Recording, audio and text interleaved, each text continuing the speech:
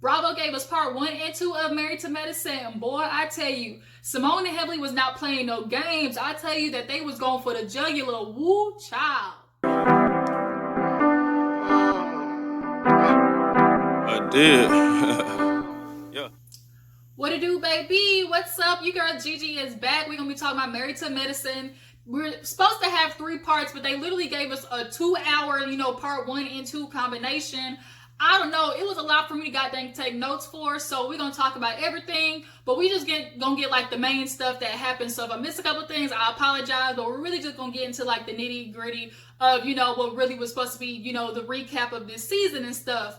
But everything was definitely entertaining. Jackie, I'm mad at you. I'm mad at Heavenly because y'all both want to act like y'all blind to the situations that y'all be doing and be messed up on. We're going to discuss all of that. And of course, we got to get into the fashions too. So before we get into all that though, do your girl a favor, hit the subscribe button, help your girl get to that 1K mark. If this is your first time tuning into one of your girls' video, let me welcome you to big what's up. Go ahead and hit that button so you can join the fam. Okay? All right, let's get into it. So basically the reunion opens up with seeing how the setup is, y'all. This is definitely one of my favorite reunion setups. It was, based off Toya's closet. She actually got super emotional walking onto set and seeing it. I thought it was very beautiful, upscale, definitely one of the best sets, hand down. I really appreciate that they didn't waste no time with all the backstage foolishness that they usually be recording. The first 20 minutes of the episode, they got right into it. But before we get into the reunion, let's talk about the looks of the evening. First, let's just go from left to right. So Mariah had on this pink dress. I'm not mad at it, but y'all, what pissed me off was her goddamn makeup. Was I tripping?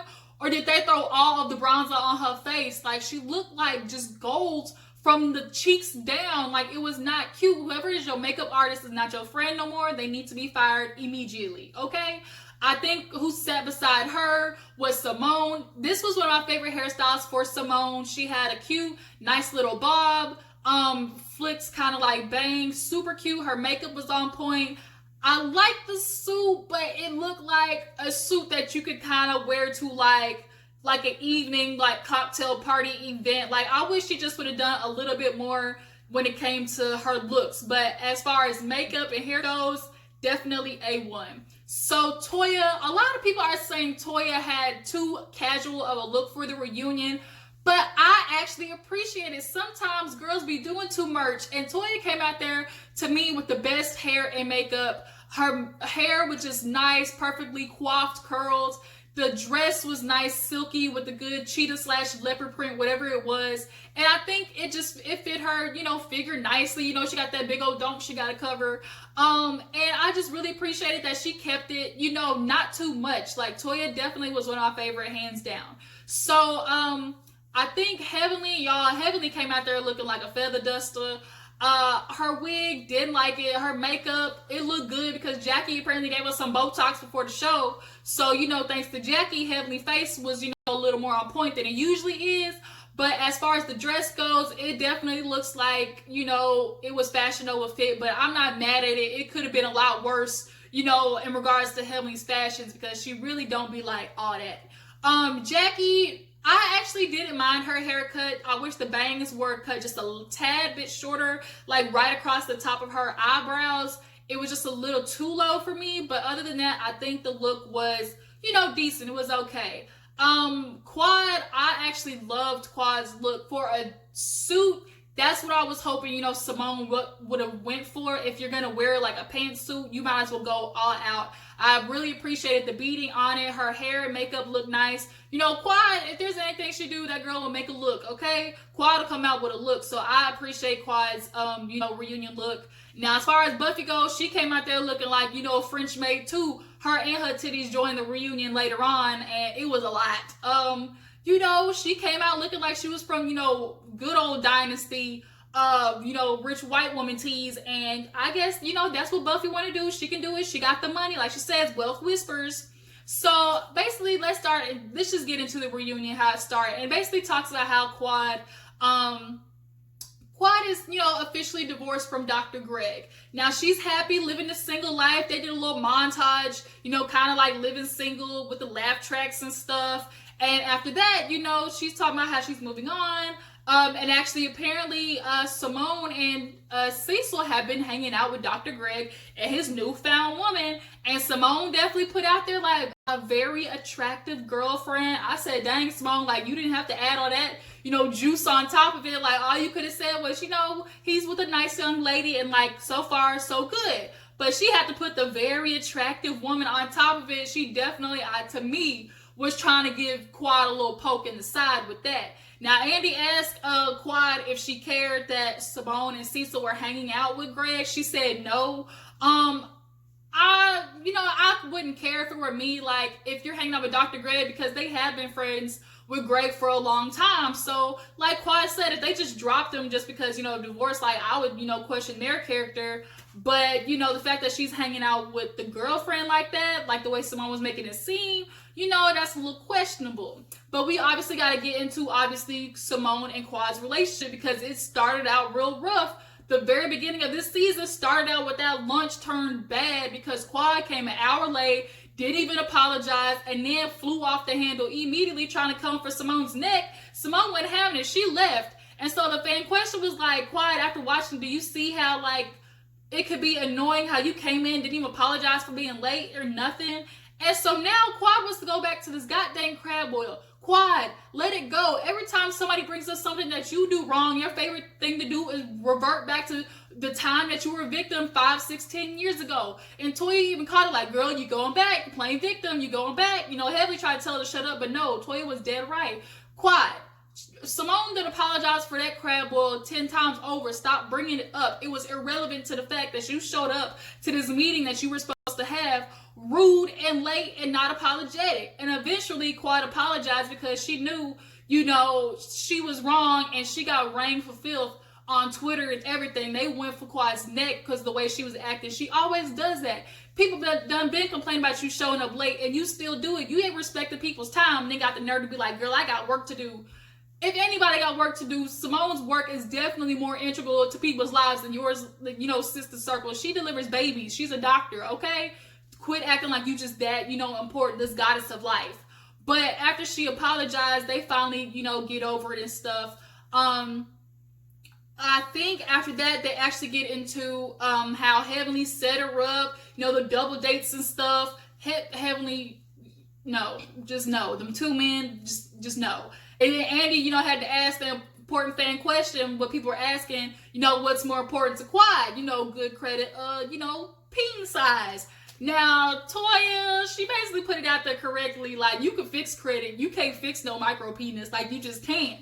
And, like, that's not something you can work with. There's a certain spot that gets hit, in the middle of the situation that only a certain length can do. And I think, Quad be talking about, dick size so much because, it was rumored that Greg wasn't really working with nothing, okay? Apparently he had Vienna sausage in his pants. So I think Quad at this moment that is very important to her because she been, suffering through her marriage, trying to appease and, fake orgasms for Greg for the longest. And then, question 2 asked Quad, okay, this, last time it seemed like you married, for status and, money, or this time are you actually going to marry for love? And they asked Mariah that. Mariah was like, she can marry whoever she loves, whoop-de-woo. Now we all know Quad married Greg. She, lowered her standards because he was a doctor and she knew there was comfortability there. She wasn't attracted to him like that because Greg ain't the handsomest of man. Like, he might got a little bit of personality, but, Quad definitely realized what she had with his status and she was just going to be, comfortable with that. What happened after that? I think actually they had a little segment for the kids. Alora's all grown up. She is basically a spitting image of Heavenly. Heavenly is struggling to let her grow up and, go out into the world. And Heavenly, do not do what your mother did to you and lock her in the room, because she gonna go out there, run around, be for the streets. That's the last thing you want. And then, God forbid, she turn out like you, don't know how to keep her mouth shut because she always joking on people and don't know how to handle, herself when it comes to other female friends. Because then she ain't never gonna have no friends if she act just like you. And then, another question asks, are you afraid that somebody's gonna trap your sons like you did daddy or whatever? And she's like, yeah, I'll be worried, the sons be hearing she be saying, hearing that her sons have a lot of girls flocking to them on campus and stuff. And I guess one of her sons actually brought a lady home to beat her. But Andy made me laugh when he's like, would you care if they brought a white girl home? And she's like, no, like, you two, love is love. And it's like, girl, you know good and well if they bring goddamn Becky in this house, you're gonna throw a fit. And it's not that, like, you mean it because, like, you racist, but it's just, like, there's just a certain thing, like, when you grow up with your kids, if you have this example of black love, that's what you want them to bring home. You want them to bring home, a Remy Ma, Pat Poose type black love. That's all it is, because you're, the image that they've always looked at. So if they bring home a blonde hair, blue-eyed, Becky, the opposite of Heavenly, you're gonna be like, well, where the hell did I go wrong with you? So after that, they end up getting on Toyas, her segment, and obviously she went through a lot with her miscarriage this season. And, she did touch a lot of people with her story, because she didn't tell the ladies at first, but when she finally, vented to them, told them what happened, they were very supportive. Jackie understands because she went through a miscarriage. So, but, it ended good when her and Eugene got to build their forever home and had this, big old extravagant housewarming party that Contessa had everything in the world to say. But, Toya ain't worried about it. I guess one of the questions was, Contessa, why you so worried about how Toya be spending her money? Contessa said, oh, no, she don't be talking about Toya money like that, or don't be saying nothing that nobody else say. But, girl, you was really riding her neck hard. You love to say everything when it comes to Toya. Now, I forgot to talk about Contessa's look. Contessa's look was a hot goddamn mess. The dress was gorgeous. Like, Contessa, you almost had the look. The dress was beautiful, one shoulder beaded, but you lost me with the eyelashes and the hair. If she had just done like a real simple, cute, high ponytail, slick to the back with maybe like a real 1960s Marilyn Monroe, like swoop bang across, and kept it real simple in the eyes, because the dress was a lot, you would have had it, girl. But them eyelashes looking like it was just beetle feet crawling from under your eyes, like it was too much. It was too much, child, too much. But yeah, so yeah, she was talking about how, I don't care that she's spending the money. And Toya, commented on her, spending $15,000 on her kid's birthday party. But Contessa was doing that because she was guilty. She was off, trying to play, Dr. Seuss in Nashville, and missed all 3 of her kids' birthdays. Now, I'm confused how you missed all 3 of your kids' birthdays. Like, you were trying to forget to be mommy for a second, Contessa. I'm just confused how your studies keep you away from all 3 of your kids' birthdays. So $15,000, 5 kids a piece, that's what you're trying to make up for it with. But yeah, and then, we got to talk about Toya's closet, because Heavenly's jealous. She is a hater. Everybody was talking about, Toya's accomplishments with her house, and I don't care what nobody say. Buying a house is an accomplishment. If you grow up not with a lot, or you decide to choose a career that affords you this nice lifestyle, and you get to build your dream home for you and your kids, that is an accomplishment. And Heavenly definitely was trying to dog Toya for it in the bus. I'm like, oh, that ain't nothing. Buying a house ain't nothing. I did that. Like, Heavenly, it ain't always about you. Shut the up. Like, sometimes can you just be quiet? Like God dang, Buffy said, you and them dentures. How you gonna be a dentist and have the worst dentures out there? Girl, teeth too big for your mouth. Seem like you always trying to talk through your goddamn gums. Like, it don't make no sense. But, you jealous. And then Andy gonna point out, oh, coincidentally, now Heavenly got a 3-story closet. And you trying to say it wasn't inspired by Toya? Even with your 3-story closet, Heavenly, it was nothing. It is never going to be anything compared to Toya's. Hell, you ain't got no clothes to go in it anyways. Looking like Mall of America. It is not going to work. Like, when they showed her closet, and then I think I saw it on YouTube at that, your closet still had hangers that was empty. Like, at least Toya had a whole setup, shoes, purses on one side. Like, Toya, I tell you that one thing, Toya, because she can decorate. Like, if anything, if you leave Married to Medicine, become an interior decorator, for real, because that's where your talents lie. Spending money and making stuff look cute. But yeah, and so Toya was like, girl, you were talking before about me way before, the bus ride. She was like, no, pull the footage back. Heavenly, yes, you was. You do not keep your mouth shut when it comes to Toya and her finances. And even to my, she begged, borrowed, and still took everything she got. Andy, we all know that. She robbing Peter to pay Paul, and at least all my stuff is paid for. Okay, Heavenly, so what your stuff paid for? I'm not understanding why you consider counting Toya's coins. We will know if these heifers got money, in the next couple of years if they should go into foreclosure. But that's their business. That's their money. As long as your shit is paid for, that's all that matters, ain't it? Like, let it go. She just mad that Toya fly right now, and the only thing she can put on her is, you ain't got no money, bitch, I make more money than you. So what? Like, she's not supposed to. She's a housewife. She's supposed to stay home while Eugene goes out there, works his 60 hours a week and bring home the bacon. But you want to be mad because you feel like you went to college and did all this stuff for another woman to surpass you and, life achievements. And another thing, too, is Heavenly, y'all, she's an insecure woman. It reads all over her face. It reads in the way that she talks about people. Her mama sticking her in the house all her childhood and gave her a complex. She ain't had no friends. And then when she tried to make friends, they probably didn't like her. Shipped her to the other side of the cafeteria to sit by herself. Like, you could tell that Heavenly just has a complex about herself and, not feeling good enough. So she constantly got to down folks. So I think after that is that when they actually invite Buffy and her titties to the stage, y'all. Buffy, you could have had something covered. Them little jiggly jellies, like, y'all, them jelly beans was hanging out the top of that goddamn outfit. But as far as the look goes, y'all, the eye makeup was way too dark. She looked like a raccoon. It was just not cute. Too smoky. Smoky eye was too smoky. But she comes to the stage and, talk about how she was inverted into the year, or added, through Simmone. She came through Simmone, and it was rough in the beginning. Like, there was a lot of, bumps in the friendship road. She obviously took some time to warm up to Toya. Obviously, we know what happened with her and Jackie. But other than that, like, it seemed like she was okay, but bitch is emotional because she got a lot of stuff to work through. But before we get into all that, Andy points out how this year, a lot of these women couldn't keep their hormones in check. They just kept talking about, the business was going in between the sheets and whatnot. And then we get on to obviously Toya and tasting herself, and you gotta know what the juices taste like. Just, y'all, a lot of sexual just stuff.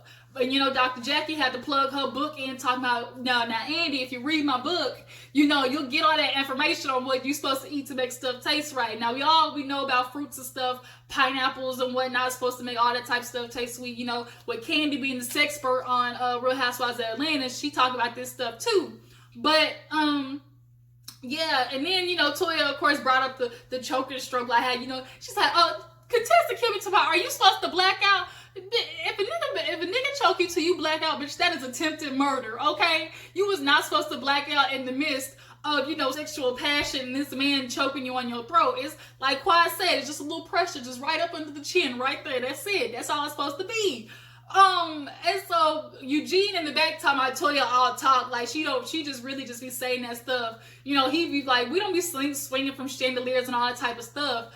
And then, they start asking about Contessa and Buffy's, like lesbian past. Now, if you ask me, Contessa, she one of them closet freaks. She's one of the people who, like, you just, in public, the doctor real put together. But if you get her loose enough and, hit the right button, she might become, a dominatrix into that BDSM type stuff. And the way she be talking about, females, I really wouldn't put it past her to possibly, add a woman into the mix, when her and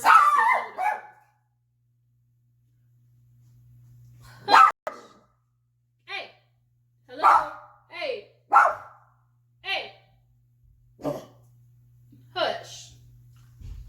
I can't record nothing without this nigga barking. Where was I at? So yeah, Contessa. So Contessa says she actually never had no lesbian experiences, but to my surprise, Buffy had. She said she had a couple of, escapades, at Georgia State University, and I was like, okay, Buffy.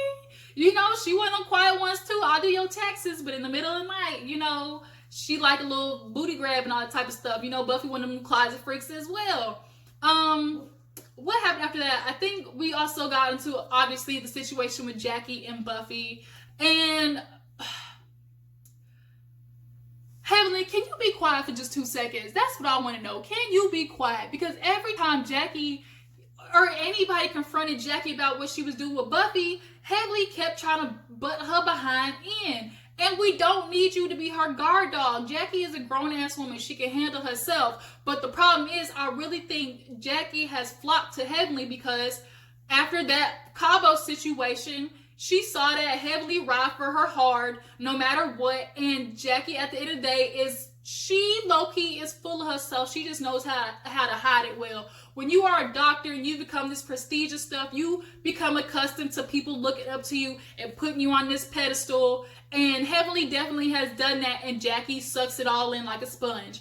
But, we want to talk about this apology. Jackie, let's keep it funky. Let's keep it 100. Them first 2-3 apologies, although it might seem, enough, it wasn't genuine. The first apology definitely wasn't genuine because you was like done with it. Like you were just mad that you got checked in the first place. So that wasn't no real apology. The second time you just did it because you knew like the first one wasn't good enough. And then thirdly, you did it because Simmone had to tell you like, look girl, you might want to do this again because you really hurt Buffy. And I think Simmone obviously was looking out for you because she knew your ass was going to be wrung out on the internet, which you did. And so now Buffy kind of admits though, although she doesn't think Jackie was malicious in it, it brought up a lot of, feelings that she had been trying to suppress. And I also think that's a lot of why she was mad at Jackie. It wasn't necessarily what Jackie said, but it was just it was forcing her to deal with a lot of stuff that she had been trying to, run away from. And finally, we get the apology out of Jackie that we need, which is, I see what I did to you. That's the apology that Jackie gave was the apology that she was supposed to give day one, which is, I understand your feeling, your pain. I recognize this is what I did, and I'm sorry for that. And, she goes into, saying how she wish she could give her a kid and, anything she could do to do it like she would, because that's just, she would never want to hurt somebody like that, especially with the pain that she has experienced. So her and Buffy get up to hug each other, and it was all good. Now, but if you ask me, when her and Buffy hugged, did anybody else catch Heavenly's face when they did it? The camera kind of panned to it, but she didn't look too happy when they hugged, if you ask me. That's my opinion. What happened after that? Oh, Buffy admits that, this time she is actually considering doing surrogacy because, she finally is getting over the fact that she has the embryos and David doesn't want to do adoption and she can't have, a baby naturally, so the next best option is surrogacy. But she just had to get over the hump of not being able to carry the baby herself. That's just what she has always, wanted to do, is carry the baby herself. And Buffy was stuck on, okay, this 9 months of feeling pregnancy versus what she's going to be missing the rest of her life, having a child, to raise and have somebody that is her own for the rest of her life. And so now, being inspired by Candy, Gabrielle Union, the other people, like she said, like she is ready to take that leap. And I'm actually excited to see if they bring her back next season, we'll be able to see her go on that journey. So Buffy and her titties get invited off, back off stage, and that's it. And then, it's time to get into the Mariah. Actually, we got to talk about the Simmone and Jackie beef because, y'all, that lit a flame between Heavenly and Simmone. Now, if you ask me, Heavenly, you dead wrong and Jackie's dead wrong. This is where I'm about to get into both of you because Andy had to bring up, okay, Simmone, Jackie, we noticed that you two haven't been as close this year. Jackie, you've always been the mediator. Like, what is going on? Now, Simone's point is, and we kind of see like backstage where Andy went and it was like, Simmone, why isn't Jackie in your dressing room? She looked at her like, okay, who you gonna choose as your best friend, Heavenly or me? And he's like, do I have to pick? And that's kind of where Simmone is at. But basically, it all started with Heavenly talking this smack about Cecil and not really owning it, not really realizing like how messed up it was that you took something that Simmone told you in private and spreading it to the whole goddamn world, regardless of people knew it or not. That was something that she told you in private, and you used it against her. And that's why you can't be with goddamn Heavenly. That trick will use anything, that is in her back pocket against you if she feels backed into a corner, or she feels like she want to call it a joke. Girl, I was just joking. It wasn't that serious. But Heavenly, if you are joking at somebody else's expense, you need to be sensitive to that. But nonetheless, Simmone is looking at Jackie like, you're friends with this girl who been talking about me after all the stuff that they said. Do you really think that, and with all the gumption in her goddamn stomach and all the power she could say, she said, do you really think I will fuck with her again? Like, y'all, when she said that, y'all, I died. I just died because she was not playing. She was so strong in telling Jackie, I'm not messing with this trick again. And my friend of 20 years is going to sit beside her and basically take her side over me. Now, as much as she wants to say, you know, I don't care that her and Heavenly are friends, you do though. Like, you do care, but you don't care, but you do. And it's more the fact that, Jackie, this is where I want to get into you. How are you not noticing what Heavenly did to Simmone? That's my question. Like, are you so blind to the fact that Heavenly's so far up your ass that you're not willing to check her and what she said about Cecil? And it all started, okay, Cecil said some stupid or retweeted some stupid little comment about Heavenly's porch need to be pressure washed. But I don't think it warranted the comeback. Hey, Chico, get over here. All right, sorry y'all, I'm back. So basically we were at Jackie not checking Heavily. So like I was saying, like it all started with Cecil commenting about the goddamn pressure washing, but I don't think the comeback that Heavenly, you know, said was warranted. Like it just wasn't equal, you know, equal sting is what I'm trying to put at it. Like, so what? He made a little comment. It hurt Heavenly's feelings. And that's why I say Heavenly's insecure, because it takes the littlest thing, such as pressure washing your back porch, to ruin your friendship with Simmone over something that she told you in private. Like, it hurt you that bad that you willing to say, like, take something that she vented to you about as her friend, about her husband, and put that out there and ruin that and basically go after Simmone as collateral damage to get back at Cecil. Like, and so all Simmone is asking for you, Jackie, is to just look at Heavenly and say, look, you can't do my friend like that. You can't talk about her marriage like that. If y'all been friends for 20 years, that's the least amount of respect that you owe Simmone, is to look at Heavenly and say, you need to apologize for what you said on the internet, because it was dead as wrong, Heavenly. It was. And you and your dentures, like Buffy said, need to quit lying, sitting there playing like you ain't did all this stuff. Oh, it's just joking, I apologize, all this type of stuff, because you wouldn't want nobody to do it to you and oh daddy, because y'all just perfect and whatnot. You wouldn't want nobody to do it to you. So now Jackie's talking about, you know, I have considered leaving the show because me and Simmone promised each other that we wouldn't let nothing like this ruin our friendship and stuff. Now, Jackie can do that. She can leave the show because she got money. You know, she got rich white people money, okay? But I do at least respect the fact that she is willing to consider leaving the show because she respects her friendship, you know, just that much.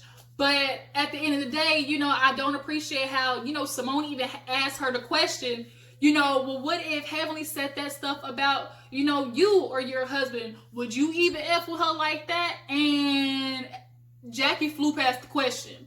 Now, did y'all take note on that part? Jackie didn't answer it. She pulled the, well, Simmone, I know you do like to hold a grudge. And, you know, I would never expect you. I don't know whether you would Heavenly be friends again. Nah, Jackie, you need to answer that question. That's what you do need to do. Because if say Heavenly put that on the internet talking about, say, you know, Curtis said something about her, and then she came back with the, oh, well, I wonder why, you know, Jackie wasn't with you, you know, in goddamn Barbados, you know, with your side chick, or, you know, the girl you cheat on her with. Like, had Heavenly said some mess like that, Jackie, you wouldn't forgive her. Like, you wouldn't. And you wouldn't want Simmone being friends with her, or at least not checking her for the fact that she would throw something like that in your face. Let's keep it 100. So, you know, eventually, after Heavenly and Simmone stop yelling at each other, Andy gets them two to shut the hell up. And, you know, Jackie gets up and hugs Simmone, because, you know, this was the first year that they didn't do their studies together and whatnot. And they sit down and I mean, they hug each other, and, you know, they just say, like, we're not going to do this, like, because you're my best friend. Like, Simmone was hurt. She really was, because she was losing a friend of 20 years, y'all. 20 years is a long goddamn time. That's, like, basically family. And you going to sit there and not be my friend, oh, whatever trick-ass Heavenly? Oh, heck no. I will be damned. I will not do it. No ma'am, no ham, no turkey. I'm not going to do it. So yeah, they finally sit down, and Jackie kind of says like, although Simmone is my best friend, I can't say Heavenly ain't a good friend either, because I know if I call her, she'll do, answer, do whatever I need, and that's the problem. Jackie is appreciating the fact that she knows Heavenly is going to be her guard dog. That is point blank period. And Heavenly, we don't need you as her peanut gallery, because like I said, Jackie's a grown-ass woman. She a doctor. She ain't that dumb. She knows what Simmone was asking from her, but she couldn't say it. She couldn't give it to her, because at the end of the day, it's very important to her that she has somebody way up her ass. Point blank period. Okay, so let's move on to the Quad and Mariah stuff. Y'all, I'm so over this goddamn Quad and Mariah stuff. Like, we know Quad didn't sleep with Lake's husband. We know that part. Because, like Quad said, hey, neither one of y'all heifers gonna be in my goddamn wedding. I'm gonna have your kids in my wedding. And then Mariah got the nerve to be like, oh, you need to take that up with Lake. She the one who said it. And then Toya was like, yeah, Lake said she was only in the wedding because she was working on forgiveness. You are not forgiving a woman who slept with your husband that is supposed to be your best friend. Y'all supposed to be the three amigos, three musketeers. You telling me that you forgave her so much that you was in her wedding? Man, miss me with that BS. So then, we got on the drug allegations, because Quad claimed that Mariah faked the funk, that she really didn't, get the drug test. It was doctored, and who shot John, whatever. Do I believe, drug tests, as far as like cocaine goes all the way back 10 years? I personally don't. 10 years, y'all, is a long goddamn time. And, from what I hear, people be talking about, the cocaine, it be, metabolizing real fast. It be out your system like in a week tops. So, for 10 years and all the stuff that be going through it, like up and out your body, and the amount of water you drinking in 3 years, that shit's gonna flush out your system. But, Mariah was still mad that didn't nobody say nothing. Apparently went on the blogs that, production was concerned for her and her kids, and, nobody said nothing about that. But Andy put a stop to it. They were like, look, okay, does anybody believe, Quad slept with Lake's husband? Everybody's like, nah. Then he asked, does anybody believe Mariah did it? Now, everybody pulled I don't know I can't say if she did it or not. Now, everybody was smart to do that. They couldn't say for sure yes or no, but they could say, I don't know, because I didn't see it. Now, whether Mariah did the drugs or not makes no never mind to me, because if she did do it, who cares? It's not like people don't be doing it, and it's not like if she did do it, like it's affecting her life. Because if she obviously had a problem, their relationship, their house, all that shit would be up in flames by now. If she had like a coke issue, I don't think it is. I think Mariah's just one of those people who had a moment at the party. And if this was 8-10 years ago, Quad, I don't think it just wasn't supposed to be brought up. Now, she did kill me with the I don't want to say nothing else because you've been attacking me for 6 years. I'm like, well, what else is it? Inquiring minds want to know, Quad, what is it? And then Lisa Nicole popped out of nowhere because people say, Quad be lying. And Andy was like, Lisa Nicole had a comment talking about, oh, Quad, isn't so hard, to make it seem like my husband was cheating and stuff. And the shadiest moment of the night, of the reunion, goes to Quad when she said, yeah, but at least I got the strength to do what you won't do, which is leave your cheating ass man. Basically is what she said. Lisa, we all know your man was cheating. He admitted to 6 times at least. And then he go to the strip club so much that the strippers know him by name. So Lisa Nicole, you might want to just keep your butt back at home and not make no more comments, because Quad is right. At least you got the strength to leave. You staying with a man that you got to question every time whether he go to work. He's sleeping with a man or woman. Let's move on. So after that, Quad says she willing to do a polygraph test, a lie detector test. And real quick, Mariah said, this is crazy. We need to move on. Mariah didn't want it. She did not want to take that test. Now, if we really want to put all this stuff to bed, y'all could just take the test and get it over with. That's just really what it is. But Andy's like, everybody's over it. It's time to get over it. It's just nobody feels like this fight no more. We understand y'all want to be friends. Whatever. Move on. We know y'all don't like each other. Whoop-de-goddamn-do. So I think after that is actually when the husbands come out. The husbands kind of have a small little segment while the women are in the back. And I think it was Andy who talked to Cecil about obviously Greg, and he hangs out with Greg, but he didn't want to say too much because he's like, I don't want to be disrespectful to the girl. They get on, the man bitches, who the Mitches. Eugene didn't care that Contessa called him a big ass bitch, because like Eugene, like I love Eugene's personality. He's just very he's just go with the flow. He don't just really be in the BS like that. Now, Damon, you almost got in trouble because the women was flocking to you at that little Spanish Fly, strip club. Senorita was calling you Poppy and all that type of stuff. Even tried to offer up, sex on a platter. So Heavenly was in the back throwing a fit. But then at the same time, they get on the revenge of the sipping paint because Damon saw that Heavenly got picked up, by a man, swinging his sausage around. So Damon wasn't too happy about that. But, overall, just as the men were like, it's not that big of a deal as long as it's good, clean, fun, it's whatever. And I kind of feel the same way. Like, if you're comfortable with your partner, then they should be able to go to the strip club or whatever and just, be cool. Scott's problem was, how you gonna go over there and get all hyped with that man and not come home and give me something? That's what he was worried about. He's like, that's supposed to rile you up and everything so you can come home and do all the freaky stuff that you'll never do any other time. That's Scott's concern. But now Heavenly's in the back when they get on, the whole Mitch situation, and she's like, yeah, I want to Cecil, like being a bitch or whatever. So Simmone looks at her like, excuse me, like, we're not doing this again. Like, you is not going to be talking about my man.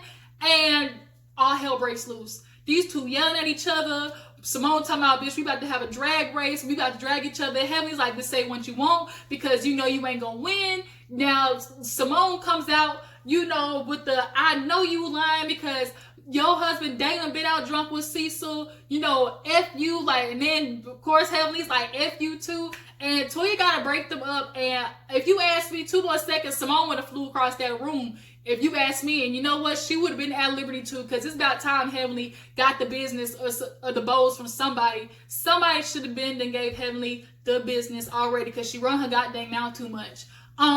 But yeah, that's where the episode ends. And next week is supposed to be, I guess, when Aiden and Quad get into it. So that's going to be interesting. But y'all tell me what you guys thought about the 2-part, 2-hour reunion. If this video is too long to upload, it will be in 2 separate parts. So don't be, weirded out if I, download it 2 separate ways, because it's a lot to download, like a whole long video. And it'll take forever and a year to do it. So, y'all drop down and tell me what your favorite look of the night was. Do you believe, the accusations of either or Quad and Mariah? And do you think Jackie is not considering Simmone's feelings and being friends with Heavenly? Y'all drop down in the comments, let me know. We're gonna be back next week for part 3 of the reunion, and it's gonna be interesting. Thank you guys for tuning in. Don't forget to subscribe to my channel. You can like this video, follow your girl on Twitter at Gigi.0321, and I will catch you guys on the flip side. Deuces.